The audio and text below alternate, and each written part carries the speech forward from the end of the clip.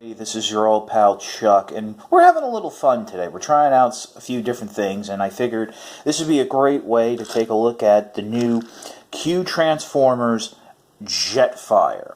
I gotta ask a question before I continue. Is it just me, or did the promo pics of this show that the back section here was going to be retooled to have the thrusters like the original Jetfire toy? I don't know, maybe it's just me.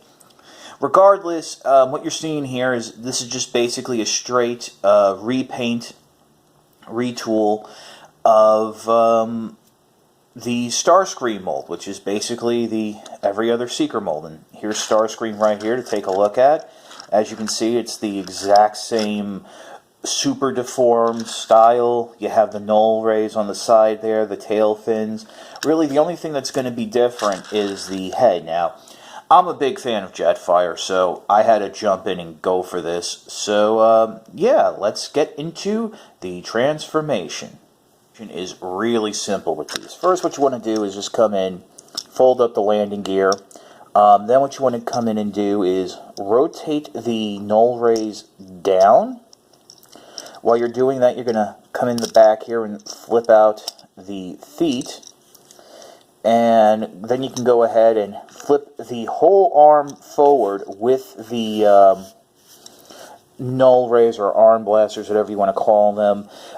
You can leave them forward, but I'm just following what the instructions do. It's a little bit easier this way, a little more dynamic. Next, what you want to do, as you just saw, go ahead, flip up the wings so they're facing forward, stand the figure up, and then bring the whole piece down. And there you have Jetfire. Now, with the car-based Q Transformers, you have a lot of ball joints, and they're fairly articulated. Unfortunately, with the Jet ones, you have just swivel joints. The head rotates ever so slightly.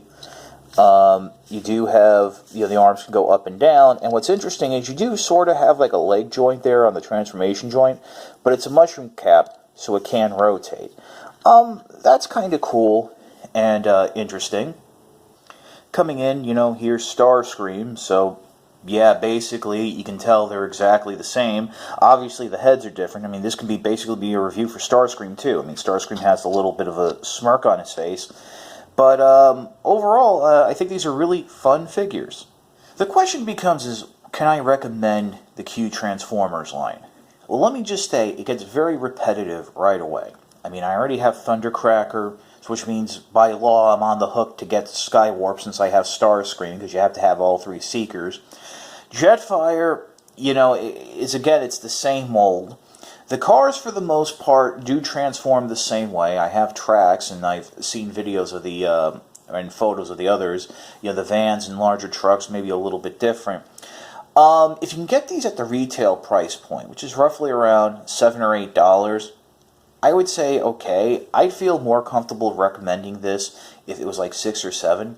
Unfortunately, a lot of sites, third-party sellers, they're marking some of these figures up to close to $11. And I think for what you get, this is just too much. I know a lot of people love these, so I think they're cool, but I don't see them becoming like a third or fourth line that I'm going to collect. I'll just pick up figures here and there. This is your old pal Chuck for Jetfire. We will see you next time.